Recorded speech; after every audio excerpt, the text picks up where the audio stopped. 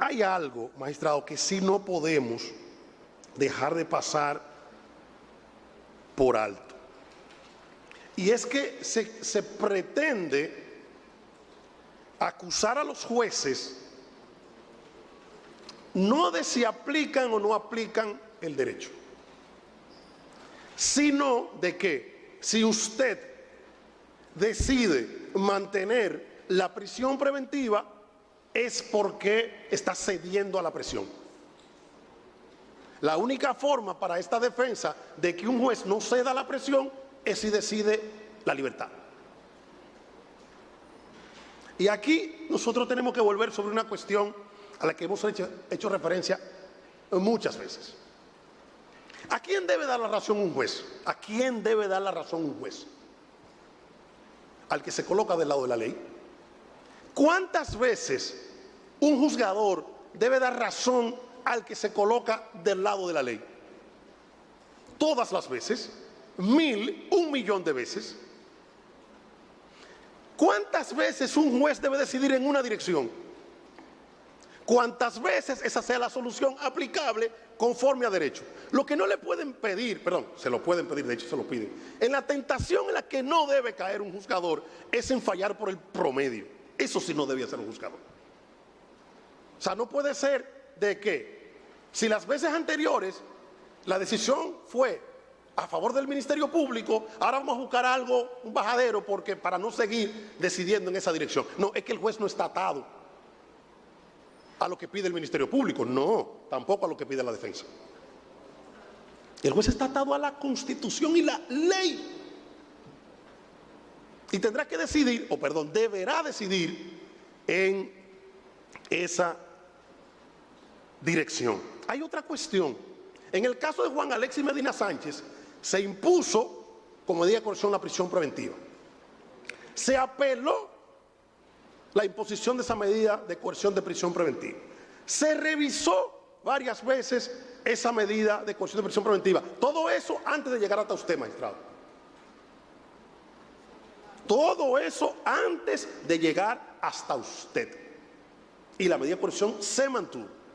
¿O es que estamos acusando a todo el sistema de justicia, a todo el Poder Judicial de esa fábula que trae la defensa aquí de ceder a la presión?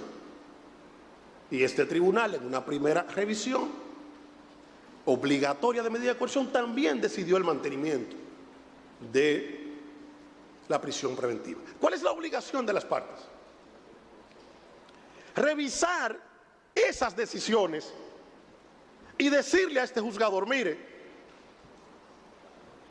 esas condiciones que han mantenido a esta persona con la medida de coerción de prisión preventiva han cambiado, son diferentes. Y aquí están, de manera, palpable. Estas son. Eso no ha sucedido en modo alguno. Y ante acciones de la misma naturaleza, los resultados, por lógica, deben ser exactamente de la misma naturaleza. Porque aquí hay que traer una frase que suele utilizar muchas veces la defensa, como si el Ministerio Público le tuviera miedo. La ley es dura, pero es la ley. Entonces la ley tiene que ser dura en contra del Ministerio Público. Sí, es una parte, y en contra de la defensa. La ley lo único que tiene que ser es la ley. Otra cuestión, magistrado, es que a usted la defensa pretende mutilar la acusación. Y le dice, mire, una de las hipótesis, ellos no dijeron hipótesis, ellos pretendieron plantearlo como la hipótesis. Nosotros tenemos que llevar la discusión a la realidad. Una de las hipótesis del Ministerio Público es la violación a la ley de compras y contrataciones. Y permítame aprovechar, magistrado. Algunos incluso dicen cómo puede ser que una persona esté procesada por violación a la ley de compras y contrataciones, cuando la ley de compras y contrataciones no tiene pena. Eso lo he dicho yo. Ahora bien, solo permítame citar un ejemplo. Cuando se trata de funcionarios y dos funcionarios se ponen de acuerdo para violar la ley de compras y contrataciones, ¿no hay pena? Sí, no está en la ley de compras y contrataciones. Por ende, sigue siendo cierta la hipótesis de que esa ley no tiene pena. Por el Código Penal dice, artículo 123 siguiente, mire que para ahorrarnos la discusión, este es solo un ejemplo, porque sería muy estéril que la defensa de Juan Alexis Rodríguez Medina Sánchez venga a decirle ahorita, magistrado, pero Juan Alexis Medina no es funcionario. Eso es verdad. Lo digo ahora para que nos evitemos tener que contradecir este ejemplo. Y el ejemplo lo planteamos solo para hacer referencia a qué penas puede traer aparejada de manera accesoria, para decirlo de alguna manera, la ley de compras y contrataciones. Pero además se hacen fraudes para burlar la ley de compras y contrataciones. Y esos fraudes que se hacen, como los hizo Juan Alexis Medina Sánchez, que buscó testaferro para que estuvieran al frente de sus empresas, porque él estaba consciente de que no podía contratar con el Estado y lo hizo a través de interpósita persona. Esos fraudes se hicieron para estafar al Estado dominicano. Entonces, ¿los hechos siguen siendo graves? Sí, porque la estafa contra el Estado dominicano es un hecho, no es grave, y perdóneme, es gravísimo. Sobre todo cuando esas estafas se hacen en temas como salud, en temas como seguridad, como en el caso de la Policía Nacional, cuando eso se hace en temas como el sistema eléctrico, cuando eso se hace en temas como la democracia, porque Juan Alexis Medina Sánchez, y eso no lo dijo la defensa, una de sus acusaciones es el financiamiento ilícito de campañas políticas. Pero en eso no quiso entrar la defensa. La defensa incluso entra entre la participación de las empresas en el MISPA y en la policía. Y le dicen, magistrado, otras empresas participaron de forma parecida. Y yo en mi nota decía, o sea, que la defensa de Juan Alexis Medina Sánchez le está diciendo al tribunal, mire, otras empresas cometieron delito en contra del Estado. Eso es lo que le están diciendo al tribunal, porque él los cometió. Es la obligación del Ministerio Público de investigar a esas otras empresas. Y le dicen, una evidencia que le queremos presentar al tribunal son las solicitudes del Ministerio Público. Y esas solicitudes demuestran que no hubo líneas alternativas. No.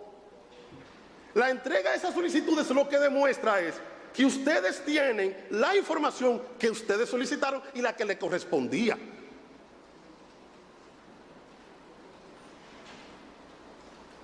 Porque, ¿saben qué, magistrado? Y yo espero que mis compañeros me la perdonen, pero la voy a decir. Pero en el caso de OISOE, por ejemplo, lo único que está en este proceso de OISOE es equipamiento. Hay otras cosas de OISOE que no son parte de este proceso. Lo serán de otros procesos, de otras investigaciones que lleva a cabo el Ministerio Público. ¿Qué institución no mencionaron? ¿Extraño? Y no se ha ido todavía aquí, aunque no es su proceso, pero está aquí todavía. ¿No mencionaron a Fomper? Pero es obvio por qué no mencionan a Fomper. Porque en Fomper se hacían los procesos de comparación de precios e invitaban de 6 empresas, 5 de Juan Alexis Medina Sánchez, estando su hermana ahí. 5 en un caso. Hubo un caso en el que de 6, ¿sabe cuántas invitaron? Perdone. 1, 2, 3, 4, 5, 6 de 6. Para asegurar que la empresa contratada fuera la de Juan Alexis Medina Sánchez. ¿Qué otra cosa olvidan, magistrado? Olvidan el tráfico de influencia y entre eso se le olvida en consecuencia la ley, la actual ley de lavado de activos que tiene al tráfico de influencia como un delito precedente del lavado de activos. Y perdóneme, Juan Alexis Medina Sánchez es la encarnación viva del tráfico de influencia. Y si no, bastaría con ver quién era Juan Alexis Medina Sánchez antes de 2012. ¿Y en qué se convirtió después? O recordar a Vargas, en este mismo salón de audiencia. Yo no voy a entrar en los detalles para no ocuparle demasiado tiempo a este tribunal, pero nada más habría que recordar a Vargas, al juez Vargas, hoy juez del Tribunal Constitucional, cuando se refería a Juan Alexis Medina Sánchez, y la suerte que constituyó para él, en esos 8 años, ser el hermano del presidente de la República. Pero como aquí se tocaron algunas evidencias del fondo, bastaría con buscar alguna de las evidencias nuestras en la acusación para ver, por ejemplo, las tarjetas de Juan Alexis Medina Sánchez con el escudo nacional. Le invitamos que vaya concluyendo, Ministerio Público. Le permitimos responder aspectos puntuales de lo que había señalado esa defensa. No, con todo gusto, magistrado. Por lo tanto, ya le invitamos que pueda ir con todo gusto, magistrado, porque nos resta ahora referirnos a los presupuestos. Y eso nos permite cumplir con la indicación del tribunal y ser mucho más puntual en la argumentación. Nosotros, magistrado, como les anunciamos al tribunal, fuimos revisando los presupuestos en el transcurso de la audiencia. Igual le dijimos al tribunal que pedíamos que la defensa de Juan Alexis Medina Sánchez nos indicara en cuál de los CD estaban los presupuestos cuando se fuera refiriendo a ello. Esto porque cuando este tribunal tenga la oportunidad de abrir estos CD se va a dar cuenta que hay muchos archivos. Archivos, no dije presupuesto, dije archivos, porque presupuesto no hay. Pero hay muchos archivos. Por ejemplo, un archivo. Este es del 57 del CD1. Hace referencia a una respuesta de Contraloría. Y a nosotros nos llama poderosamente la atención de que Contraloría dice, con su venia, magistrado, mediante oficio número, me ahorro el número, fue entregado los expedientes relacionados con las 12 empresas del señor Juan Alexis Medina. Dichos libramientos fueron entregados a las partes en la audiencia de amparo que fue conocida, en fecha 16 de noviembre de 2021 en modalidad CD. ¿Sabe a cuáles empresas estaba refiriendo? Yo no la voy a citar todas, yo voy a citar una. General Supply Corporation. General Supply Corporation es una empresa que los presupuestos de Juan Alexis Medina Sánchez dicen que es de él y que este tribunal tiene que citar porque cuando preguntó aquí quién la representa, nadie la representa. Eso se llama comportamiento procesal.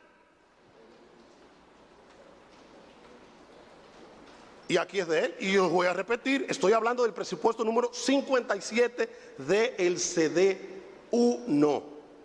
Esto solamente puede ser evaluado como un elemento en su contra, no hay forma de que esto sea evaluado como un elemento a favor. Esto me recuerda a algunos de los jueces en la Corte, no es que no suceda en otros tribunales, pero muchas veces los jueces cuando le presentan nombres de personas que van a ser garantes, le dicen, ¿usted conoce a Juan Pérez? ¿Y usted sabe con qué se encuentran los jueces muchas veces? No, que la persona que lo ofertó no sabe quién es Juan Pérez. Eso es una estafa procesal. En este caso no es una estafa procesal, en este caso es una confesión procesal de cómo se comporta Juan Alexis Medina Sánchez en este proceso y de por qué debe mantenerse la medida de coerción. Para manejar el resto en bloque, magistrado, y ahorrar tiempo, usted se va a encontrar en esos CD, sobre todo en el 1, con una gran cantidad de solicitudes, de hecho de instancias, en la que hacen solicitudes. De otras solicitudes, o sea, de respuesta de instituciones en las que dicen, por ejemplo, que se hacen reservas, que no tienen la información, y así sucesivamente. O se va a encontrar con una gran cantidad de certificaciones con relación a esas informaciones. La pregunta que habría que hacerse en este punto es, una solicitud de la defensa de Juan Alexis Medina Sánchez, por ejemplo, a la PETCA, diciendo que hay, diciéndole, entrégueme X, es un presupuesto.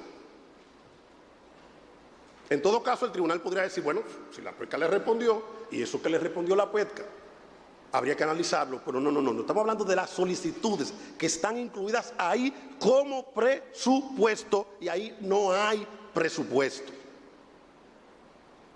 Usted se encuentra con proyectos de ley como el de compra y contrataciones, con el interés de que este tribunal lo asuma como un presupuesto, el cual no lo es. Uno que a mí me llamó, u otro que me llamó poderosamente la atención, el 96. Estoy en el CD1 de nuevo. Estado de situación, proyectos hoy soy. ¿De qué manera el estado de situación de los proyectos de hoy soy puede servir como un presupuesto ante este tribunal para variar la medida de coerción que ha sido impuesta?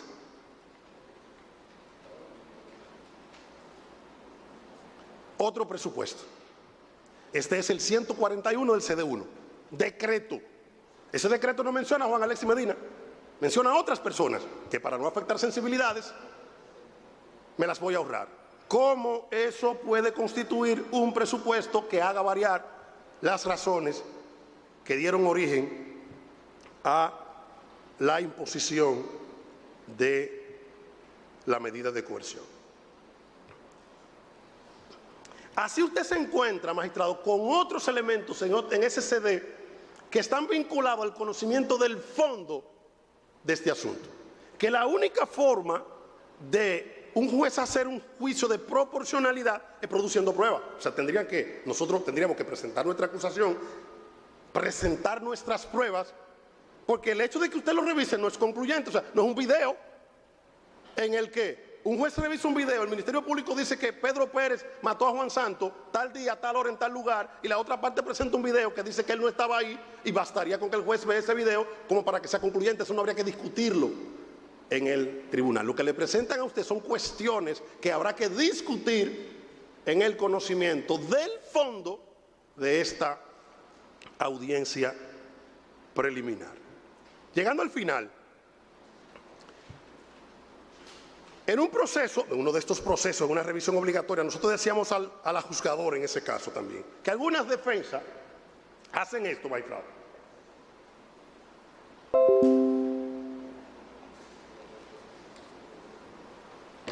Y le dicen, mis presupuestos, cualquier persona que lo ve dice, son muchos, 3 carpetas, full. ¿Pero qué es eso? Eso es una sola cosa, un inventario grande. Pero este es el inventario de la prueba del MP. ¿Usted cree que con esto nosotros podemos conseguir que usted nos envíe a juicio? ¿Con el inventario? No. Entonces a usted le han presentado una gran cantidad de documentos que le permite a la defensa decir, y perdone, que en el CD1, por ejemplo, hay 219, no documentos. Y quiero aclarar, no es 219 documentos, porque aunque llegan al 219, hay números que se saltan y hay carpetas que están numeradas y contienen dentro otros documentos. Pero le podrían decir a usted que tienen esa cantidad de documentos que se entregó al tribunal. Pero es documento, no hay presupuestos como para que este tribunal varíe la medida de coerción que se ha impuesto. Finalmente, en más de una ocasión nos imputan a nosotros que para nosotros nunca los presupuestos son suficientes. Pero no solo eso, es que los presupuestos, y eso generalmente los olvidan las defensas, los presupuestos tienen que ser suficientes, tienen que serlo. Los presupuestos tienen que ser útiles. ¿Qué hace? ¿En qué se convierte un decreto que no tiene nada que ver con el peligro de fuga? Si se le llega a llamar presupuesto, es inútil, no es útil. Entonces tiene que ser suficiente, tiene que ser útil, tiene que ser proporcional. ¿Por qué tiene que ser proporcional el presupuesto? Vamos a volver al ejemplo manido de un garante. Porque ante una estafa contra el Estado, un lavado de activos, un garante no es un presupuesto, pero no proporcional. ¿Por qué? Porque como contra él no se podía hacer nada, el hecho de que se lo presenten al tribunal no es ni suficiente ni proporcional a los hechos que se imputan y al daño que debe ser resarcido. Y los presupuestos tienen que ser además nuevos. Y cuando este tribunal revise se dará cuenta de que la mayoría de estas cosas son cuestiones que han sido discutidas en el resto de la audiencia. ¿Y por qué digo discutida en el resto de la audiencia? Porque este tribunal, sabiamente, en la última revisión de este caso que realizó, dijo: la novedad del presupuesto no está vinculada, palabras más, palabras menos, no está vinculada solamente a que una persona en una revisión traiga 10 garantes y en otra traiga 20. Los números son míos, no lo dijo el tribunal. No fueron esos los números que utilizó el tribunal. ¿Por qué? Porque estamos hablando del mismo tipo de presupuesto. Y si usted presentó en una ocasión 10 y en la otra ocasión presentó 12 y los 10 no fueron suficientes para que se variara la medida de coerción, habría que explicarle al tribunal porque estos ahora sí pueden llevar a una conclusión diferente que la que se ha tomado anteriormente. Dicho esto, magistrado, estamos en condición de concluir solicitando a este tribunal mantener la medida de coerción que se ha impuesto en contra de Juan Alexis Medina Sánchez, toda vez que no se le han aportado a este tribunal presupuestos suficientes que hagan variar las condiciones que le dieron origen a la misma, y en cambio se le han presentado documentos que no son vinculantes al peligro de fuga y que en modo alguno cambian la realidad de que Juan Alexis Medina Sánchez está acusado de hechos graves como la asociación de malhechores, la estafa contra el Estado y el lavado de activos. Situación que utiliza esta defensa para pedir a este tribunal la variación de la medida de coerción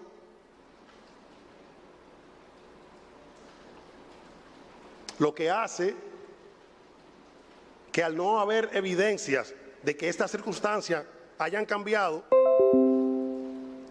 en argumento al contrario, la propia defensa reconoce la necesidad del mantenimiento de la medida de coerción, la cual debe mantenerse además por la gravedad de los hechos referidos, la pena imponible en caso de condena, el daño que debe ser resarcido y la necesidad de la realización de las demás etapas del proceso, en espera de una justa y sana administración de justicia.